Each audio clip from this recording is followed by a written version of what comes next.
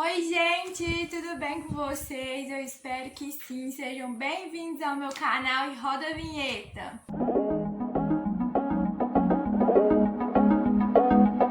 Então vamos lá, gente, para o primeiro capítulo do livro. E como eu disse, a autora ela vai falar primeiro dos meninos, os rapazes, né, os homens.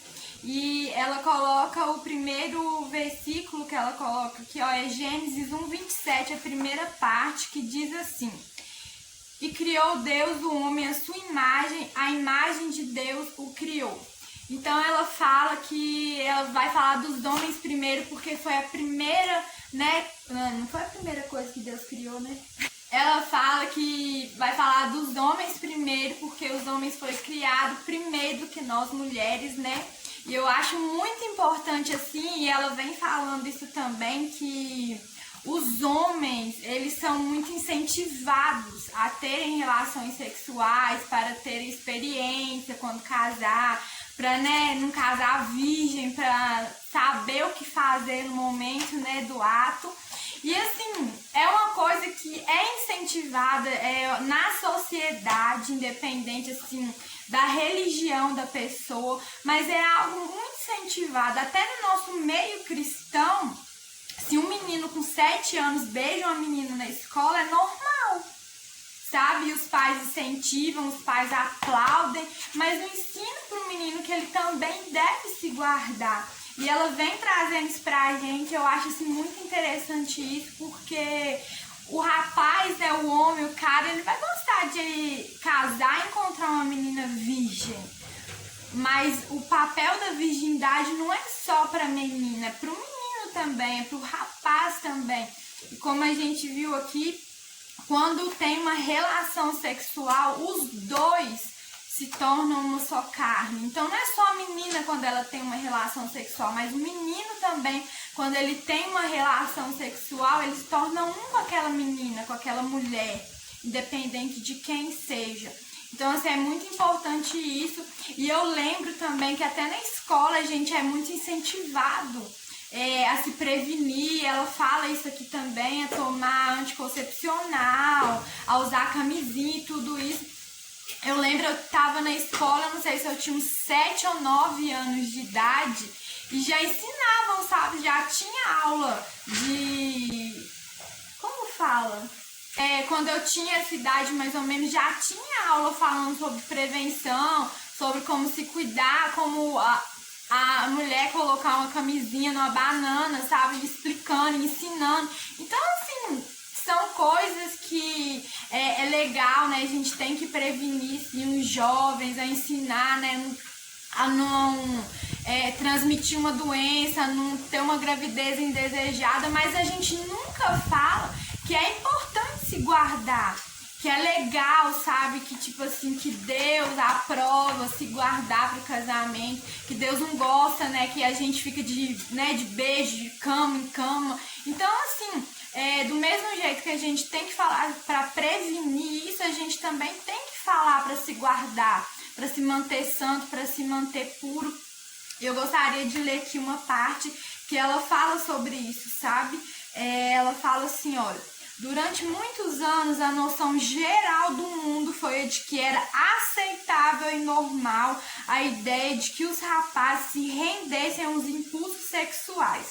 A psicologia ensina, eles são apenas garotos tornando-se homens, ou homens são assim mesmo. Na realidade, estão desde cedo ensinando os nossos jovens a darem lugar a um espírito de luxúria e gratificação sexual, que é pecado aos olhos do Pai. E é isso tudo que eu falei, né? É muito liberal pro cara ele ter todos os tipos de experiências e ser ok, ser legal, mas diante de Deus, diante da promessa de Deus, isso também é pecado, né? É pecado a gente se conhecer o nosso corpo com masturbação. Então, assim, ela vem trazendo muita coisa. Gente, eu queria falar também que eu achei em PDF o livro para baixar na internet.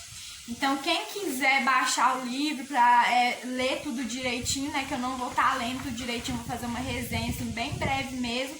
é só procurar lá Até Quando Esperar. Também pode aparecer O Porquê do Ímen, e são os mesmos livros, então se você achar em PDF no Google é só procurar. Pode baixar tanto Até Quando Esperar, o Mistério da Virgindade, ou O Porquê do Ímen, que são os mesmos livros, tá bom? E a autora também vem falando, gente, uma parte muito importante, né, dessa liberdade sexual masculina, que aí ela fala que isso da gente encorajar, da gente colocar normal o cara, né, passar por várias meninas, várias experiências sexuais, isso abre muita coisa, depois quando ele casa, ou depois quando ele encontra uma pessoa especial, cria expectativas, por exemplo, para os caras que assistem muito filme pornográfico, cria uma expectativa na cabeça daquele cara, que a mulher, que a esposa dele tem que realizar aquelas fantasias, sendo que é algo fictício, né?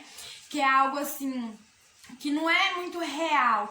Então, quando o cara, ele tem várias experiências, ele tem essa liberdade, isso vem muitas consequências, sabe? Quando o menino, ele é muito novo, se envolvido com pornografia, com relação sexual, isso vem trazendo muitas consequências para o futuro. Então, assim, é algo que abre uma brecha muito grande pra gente, né? Que abre brechas pra imoralidade, pro abuso sexual, pra pornografia, que é algo assim que destrói uma vida, que destrói uma família, que destrói uma casa. E aí ela vem falando assim, ó: Deus concedeu ao homem os impulsos sexuais e a natureza que ele tem, mas esses devem ser mantidos em sujeição à palavra e aos seus princípios até o casamento, e então reservado apenas para uma pessoa que deverá ser sua companheira daquele momento em diante. E aí, gente, ela também vem falando algo assim muito importante, que é o quê? Jesus, ele tem que ser o nosso padrão, ele é o nosso padrão de comportamento, então nós devemos reproduzir o comportamento de Jesus. Então, e Jesus, ele é algo assim que, ele é um ser que ele não pecou, ele é imaculado, como se diz aqui, ele não tem nenhuma mancha, ele não tem nenhuma falha, e a gente tem que reproduzir isso. Às vezes você jovem, seu pai, a sua mãe, é normal ter esse tipo de coisa dentro de casa, relação com várias pessoas. Às vezes seu pai te incentiva, né, a ter relação, a beijar uma, beijar a outra, mas siga Jesus, siga o exemplo de Jesus, reproduza o comportamento de Jesus. E o comportamento de Jesus era santidade.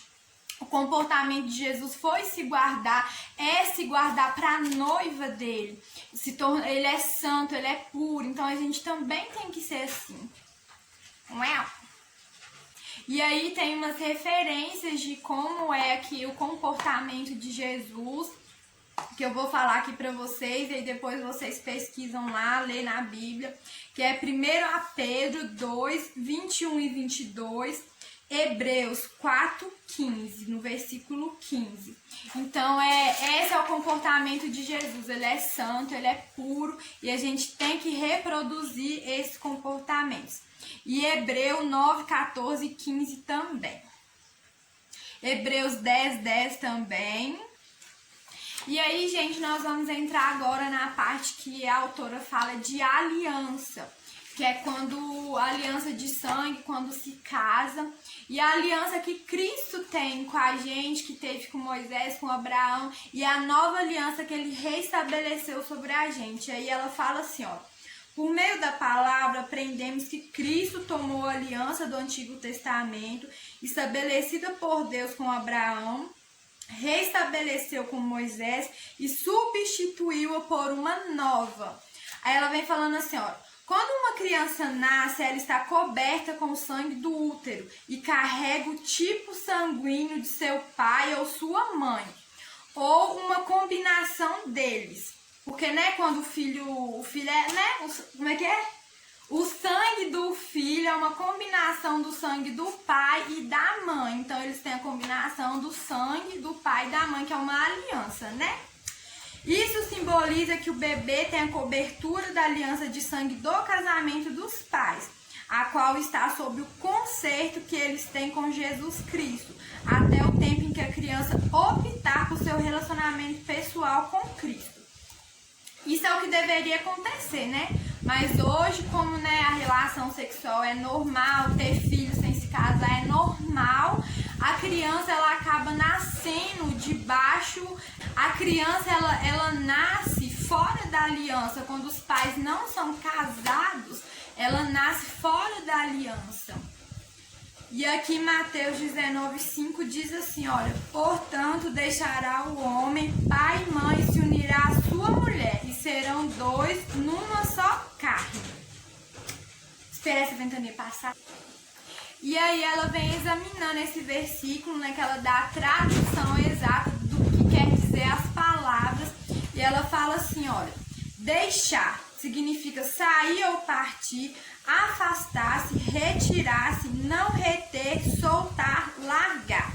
Unir significa tornar em um só, unificar, juntar, atar, ligar e ligar afetivamente.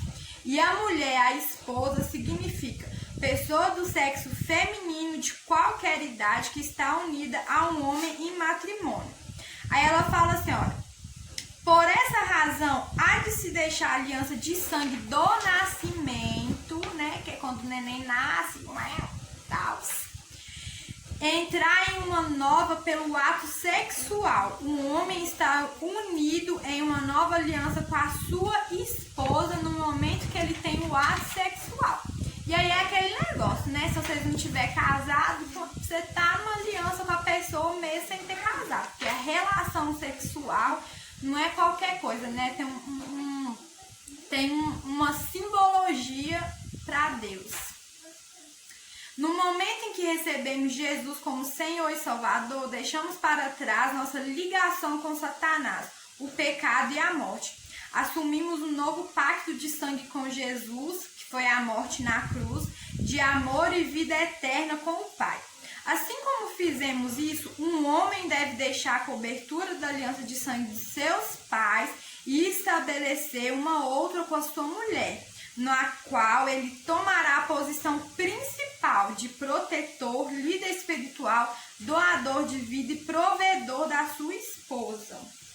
Então é isso, gente, o primeiro capítulo que fala do homem, que ele precisa reproduzir o comportamento de Jesus, que ele precisa também ser santo e puro, e assim ele tomar uma posição na vida da mulher de como sacerdote da mulher. Então é muito importante a gente entender isso e a gente levar isso para a nossa vida. Às vezes você é cristão e chegou aqui no canal e não tem esse entendimento, não acha que é isso, não tem problema. Mas eu vou falar do que eu acredito aqui, eu acredito nas palavras desse livro, porque às vezes você pode não acreditar, mas você sabe que não te preenche ter relação sexual com várias pessoas, você se doar para várias pessoas, que não é só. Isso traz algo dentro do nosso coração, isso traz algo dentro da nossa alma, dentro do nosso espírito.